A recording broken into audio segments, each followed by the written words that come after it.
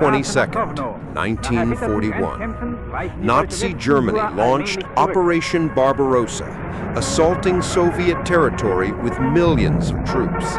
Stalin was caught completely unprepared, but one man had warned about this impending attack months earlier. And that man was working on the other side of the world, in the heart of the Japanese Empire, behind closed doors in Tokyo. The Red Spy, whom the Nazis trusted, the Japanese suspected, and the Soviets failed to take seriously. Codename Ramsey, Richard Sorge, the man whose intelligence shifted the fate of the Soviets.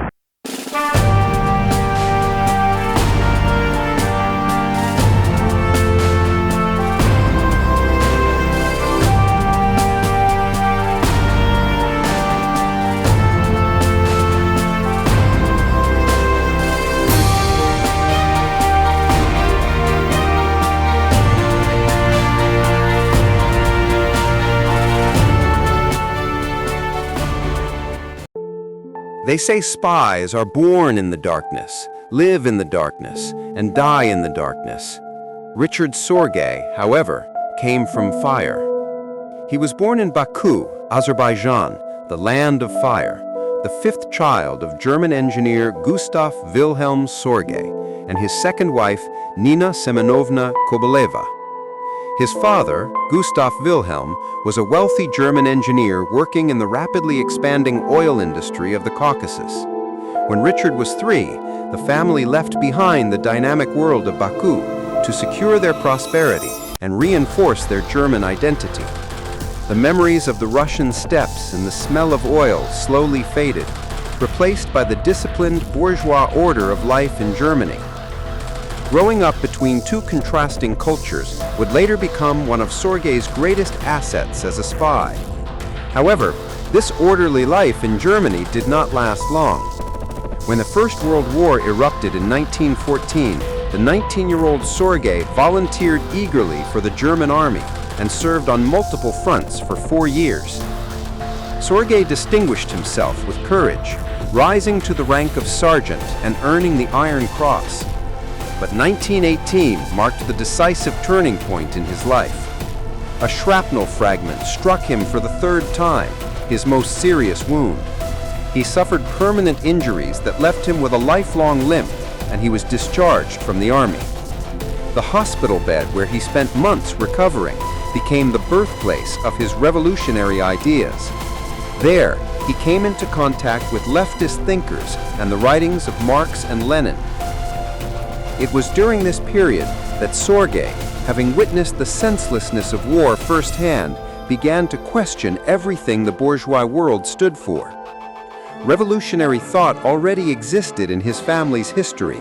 His great-uncle, Friedrich Adolf Sorge, had been a close friend and supporter of Marx and Engels. The shrapnel that struck him on the front lines shattered not only his body, but also his sense of German patriotism. His nationalist convictions crumbled along with his physical wounds. A new ideology was taking root, and Richard Sorge's life began to shift rapidly toward revolutionary belief. Crippled by the wounds of war, Sorge returned to Germany and channeled his remaining strength into academic life. He studied political science and economics at the universities of Berlin, Kiel, and Hamburg. His academic journey culminated in a master's degree in political science in 1920, earned while he was already an active member of the German Communist Party.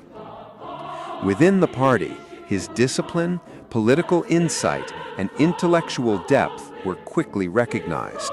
But as the communist movement was suppressed in post-war Germany, the space for political action narrowed. To Sorge, the true center of the world revolution, the heart of ideological leadership, was now Moscow. Recognizing his unwavering commitment, sharp analytical mind, and the advantage of his dual identity, the Communist International personally invited Sorge to Moscow. The Comintern saw him not as a local activist, but as someone ready for a global mission. Around this time, he married his first wife, Christiane Sorge, who had been his companion both academically and politically. In 1924, the couple moved to Moscow. This marked the end of his life in Germany and the beginning of an entirely new chapter. In Moscow, Sorge joined the information department of the Comintern, an assignment that sharpened his ability to analyze and report on Western European politics. The Comintern functioned as a reservoir of talent for Soviet intelligence. Sorge's intellect, ideological loyalty, multilingual skills, and familiarity with both German and Russian worlds made him an ideal candidate. In 1929, he left the Comintern and was transferred directly to the Intelligence Directorate of the Red Army, the GRU. Sorge was no longer a mere political activist. He had become a professional spy, trained for the Soviet Union's most secret operations. This transition also marked the end of his marriage to Christiane Sorge, who could not endure the dangers and secrecy that now defined his life. Richard Sorge's life was completely transformed once he joined Soviet intelligence. He was no longer an academic producing theories behind a desk, but an intelligence officer responsible for managing field operations. Two key figures brought him into the organization: GRU operative Artur Artuzov and the agency's director, Jan Karlovich Berzin. Both recognized Sorge's sharp intellect, though they had concerns about his fast-paced private life and dependence on alcohol. Yet Berzin's conclusion was clear. This man's value in the field will come not from his weaknesses, but from his talents. The GRU put Sorge through intensive training in Moscow. This education went far beyond technical instruction. It covered secret communications, building illegal identities, fieldcraft, psychology, infiltrating closed networks, and even manipulating social circles. Despite the internal doubts surrounding him, Sorge's outgoing, trustworthy, and charismatic personality made him a natural agent in the field. After completing his training, the GRU sent him first to Shanghai. He arrived under the cover of a German freelance journalist, an academic researcher specializing in Western European politics. This identity opened doors and made information gathering effortless. It was a period of fierce conflict between communists and nationalists in China, a time when the country was politically boiling. Sorge's mission was simple: analyze political and military power balances in Asia and send critical reports from the field back to the Soviet Union. During his time in Shanghai, he built contacts with underground communist groups, foreign correspondents, labor organizations, and even nationalist officers. In a short time, he proved remarkably proficient at deciphering a deeply complex country. The reports he sent to Moscow were both detailed and impressively accurate. This caught the attention of his superiors, and Artuzov's initial doubts soon turned into admiration. Sorge made an important realization during this mission. As a German, it was far easier for him to access information anywhere in the world than as a communist. His identity as both a journalist and a war veteran gave him natural prestige in nationalist circles. No one suspected he was a Soviet spy. This insight would completely reshape the direction of his future assignments. Following his success in Shanghai, a consensus formed within the GRU. This man is built for major operations. Sorge's ability to adapt quickly to Asian culture made him a rare intelligence asset. Berzin later wrote a brief note: Sorge falls into the high-risk, high-reward category. With this in mind, Moscow began preparing a much bigger and more complex assignment for him. And so, Richard Sorge's fate was set. He would be sent to Tokyo, placed at the center of one of the most significant operations in Soviet intelligence history. During this period, Sorge also entered into his second marriage, a brief yet significant chapter in his life. In 1933, he married Yekaterina Maximova, a Russian citizen who worked as a typist at the GRU. However, When the Tokyo assignment arose the following year, Yekaterina understood what it would mean, a separation that would last for many years, perhaps a journey from which he might never return. When Sorge left Moscow, their relationship suffered an emotional rupture, yet they did not officially divorce. He intended to return. Richard Sorge set foot in Tokyo in September 1933. His mission was simple, yet his objectives were global: to determine whether Japan would form an alliance with Germany against the Soviet Union and open an eastern front against Russia. His code name was Ramsey. Sorge's greatest strength, first discovered in Shanghai, reached its peak in Tokyo. His identity as a German journalist and Nazi Party sympathizer. This facade gave him unrestricted access to German diplomatic and military circles in Japan. At the center of this ascent was his friendship with the German ambassador Eugen Ott, one of the boldest achievements in the history of espionage. Ott trusted Sorge so deeply that he considered him not only an intellectual companion, but a true confidant. Sorge's free access to the ambassadorial residence, and even his occasional glimpses of classified telegrams and German military plans on Ott's desk, stemmed entirely from that trust. The secret to Sorge's success lay in the extraordinary depth of the Ramsey network he built. Its core consisted of a diplomatic insider and a technical mastermind. Sorge's most invaluable source was Hatsumi Ozaki, one of the closest advisors to Japan's Prime Minister, Fumimaro Konoe. Ozaki believed that Japan's militarist expansion in China and the Pacific would lead the country into catastrophe. His intellectual affinity with Sorge and their shared political anxieties were the key motivations that drove him into this high-risk collaboration. Through Ozaki, secret notes from cabinet meetings and the strategic intentions of the Imperial General Staff reached Sorge almost instantly. The network's technical genius was Max Christiansen Clausen, a former German naval radio operator who had worked with Sorge since their Shanghai days. Clausen played the critical role of transmitting the vast intelligence the network gathered. Using a compact yet powerful radio transmitter he had built himself, he sent coded messages to the Soviet communication unit in Vladivostok over shortwave frequencies and within extremely brief transmission windows, often setting up his equipment in different locations to avoid detection. The entire flow of intelligence from the Ramsey network depended on Clausen's technical skill. The height of Sorge's espionage career, confirmed through information he obtained from Ambassador Ott's circle, was the discovery of the Nazi plan to invade the Soviet Union.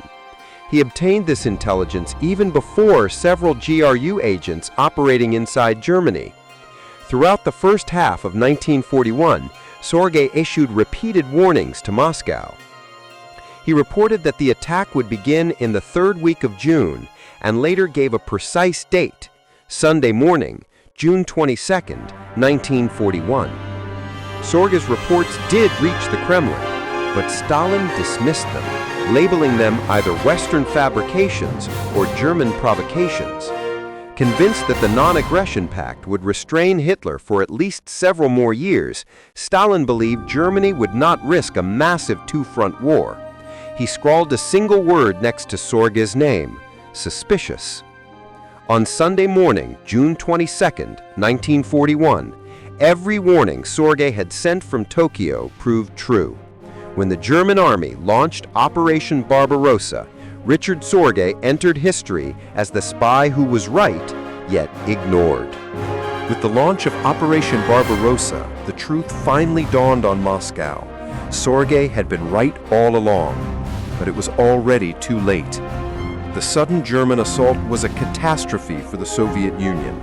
Within the first weeks, Hitler's armies captured millions of Soviet soldiers and advanced hundreds of kilometers. In the north, Leningrad was encircled, and one of the most brutal and longest sieges in human history began. In the center, German tanks were pushing rapidly toward Moscow. The Soviet capital was the target of the massive offensive known as Operation Typhoon, and it seemed on the verge of collapse. The fate of the nation would be decided in just weeks. But while the Red Army was collapsing, the Ramsey network in Tokyo continued its work, and Sorge was the only man who could answer a question that meant life or death for the Soviet Union. Will Japan attack the Soviet Union from the east? If Japan struck Siberia, Stalin would be unable to move a single division to defend Moscow. At this critical moment, Sorge began sending reports that would once again shape world history. Based on highly classified intelligence obtained through Hatsumi Ozaki's position at the heart of the Japanese government, he concluded, Japan was not planning to attack the Soviet Union. Tokyo's eyes were fixed on the south, Malaya, the Philippines, the Dutch East Indies. The Japanese General Staff viewed the Soviet forces in Siberia as too strong and refused to turn north despite pressure from Germany. Sorge relayed this intelligence to Moscow immediately. This report was worth more than gold. Trusting Sorge's message, Stalin transferred 20 to 30 Siberian divisions to the Western Front. These fresh troops became the main force that halted the Germans during the Battle of Moscow. The irony of history was this: Stalin had dismissed the Barbarossa warnings, but trusted the Japan reports completely. Following this success, Sorge requested to be recalled to Moscow. His mission was complete and exposure was inevitable. But instead of pulling him out, the GRU gave Sorge one final task. They wanted him to confirm the date of Japan's attack on the United States. Sorge was forced to play the most dangerous extra minutes of his life. While Sorge and his team focused on this final mission, Toko, Japan's special hire police, the equivalent of the Gestapo, was already tracking a mysterious radio leak. Despite Sorge's reputation for heavy drinking and a fast lifestyle, it was not personal weakness that betrayed him, but technology. The intensity and frequency of Clausen's radio transmissions had finally drawn Koko's attention. The unraveling of the network began from an unexpected source: the arrest of Yutok Miyagi, a member who had been under surveillance for suspected communist ties. Under harsh interrogation, Miyagi revealed the name of the network's most valuable asset, Hatsumi Ozaki. His position, reaching all the way to the Prime Minister's inner circle, was a devastating shock for Japanese intelligence. On October 18, 1941, Hatsumi Ozaki was arrested. During questioning, he revealed Sorge's name. 4 days later, on October 22, 1941, police knocked on Richard Sorge's door as he woke up in his Tokyo home. Although he knew the game was over, Sorge remained remarkably composed. During interrogation, he stunned the Japanese by calmly describing his decade-long operation in Tokyo, openly stating that he had served the Soviet Union from the very beginning. But the real tragedy came afterward. Japan offered to swap Sorge in a prisoner swap. Moscow's answer was cold and merciless: "We have no spy by that name." For political and diplomatic reasons, Stalin and the GRU officially denied Sorge's existence. After 4 years of imprisonment and interrogation, Richard Sorge and Hatsumi Ozaki were sentenced to death for espionage. On November 7, 1944, the anniversary of the Bolshevik Revolution, Richard Sorge was hanged at Sugamo Prison in Tokyo, a hero forgotten by Moscow. The two critical pieces of intelligence Sorge delivered to Moscow are considered among the most important of World War II. His report that allowed Stalin to redeploy Siberian troops to defend Moscow was not just a spy's achievement, it was a decisive breakthrough that shaped the fate of the war. Sorge paid for the survival of the Soviet Union with his own life, yet his heroism was not immediately recognized. Only in 1964 did the Soviet Union finally acknowledge him, awarding Richard Sorge the title Hero of the Soviet Union. But this title could not return the decade he spent fighting alone, nor erase the pain of being abandoned by the country he served. Richard Sorge entered history as a tragic monument, a spy who accomplished everything, yet was denied by the very state he protected. His story remains a bitter reminder of how one of the brightest minds in espionage history was forgotten while changing the course of the world.